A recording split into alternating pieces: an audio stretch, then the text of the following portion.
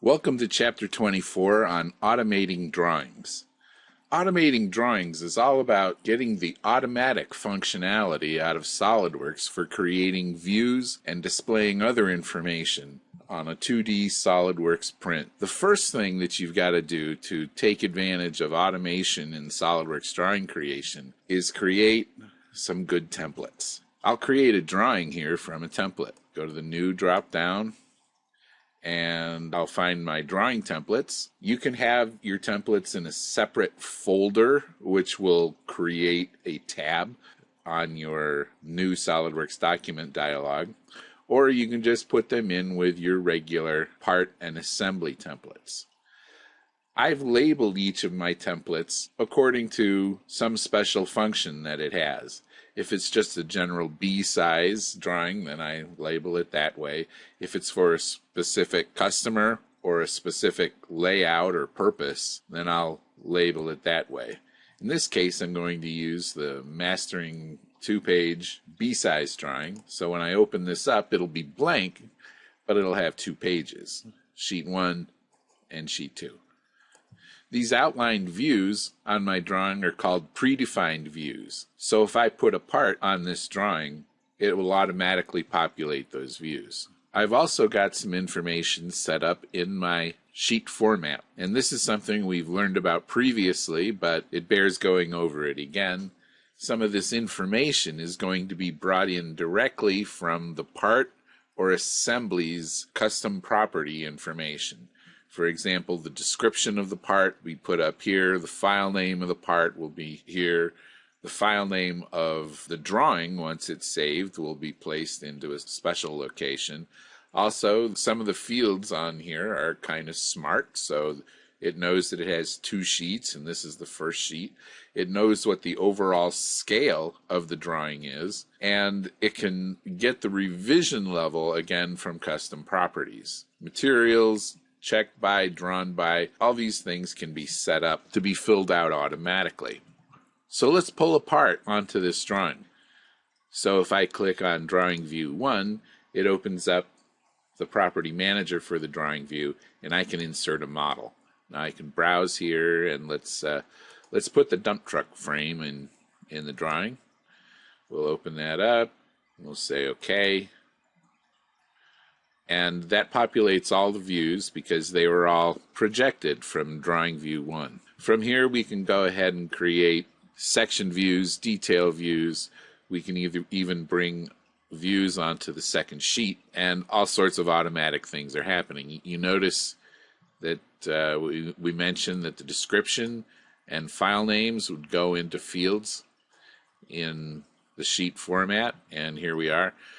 We got a scale of 1 to 96.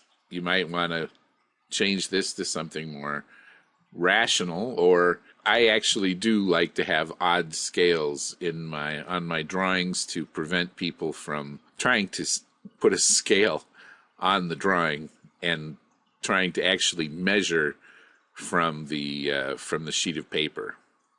If you're going to measure, you need to do that electronically to make sure everything's accurate. Putting a scale down on a sheet of paper is not going to provide you sufficient accuracy, especially on something this size. We got an error in the revision area because the revision was not provided in the custom properties. So let's take a look at how that happens. If I open up this part, right-click on it and open part, I've got the truck frame here. We'll go to File, Properties, and we notice that the revision is spelled out in the sheet format. This is listed as just REV. So we'll shorten that, save it, and flip back to the drawing, and notice that this is updated. So it's getting that information now automatically.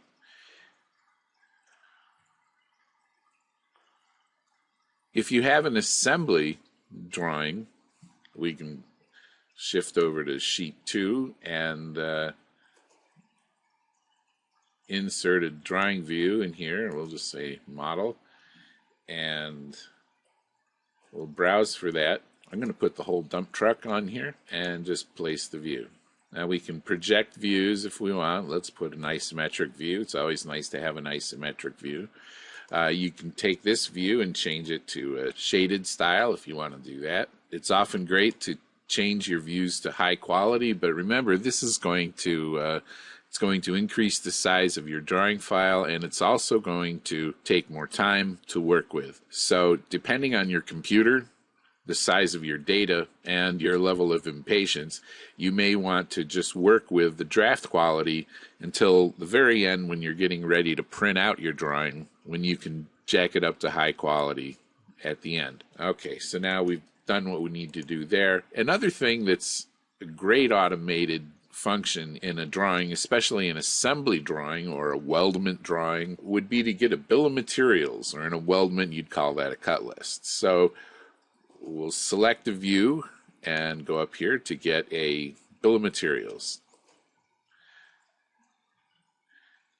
You got a bunch of choices to make here, and we'll go through those in the course of the chapter. Say OK, and put this down. Now we can move it around a little bit if we want to, and move the views to make sure nothing's running into each other here. When I created the parts in this assembly, I was kind of lazy. I just had a part template that had the description in it. And I was not very careful about how I named the files that went into this assembly.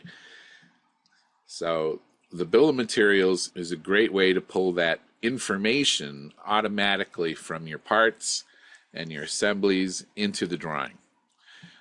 From here, you can automatically balloon the assembly, or you can place the balloons yourself. And let's zoom in a little bit here so we can see what's going on. Okay, now again, this can happen automatically, but there are also a lot of things that you can do manually. These numbers all refer to the item list in the bill of materials. So number 4 is the dump truck chassis. Number 9 is the fuel tanks. There are a lot of other things that you can do with the balloons and the item numbers, but we'll leave that for you to discover in the course of the chapter. Thanks for watching this video, and we'll catch up with you in chapter 25.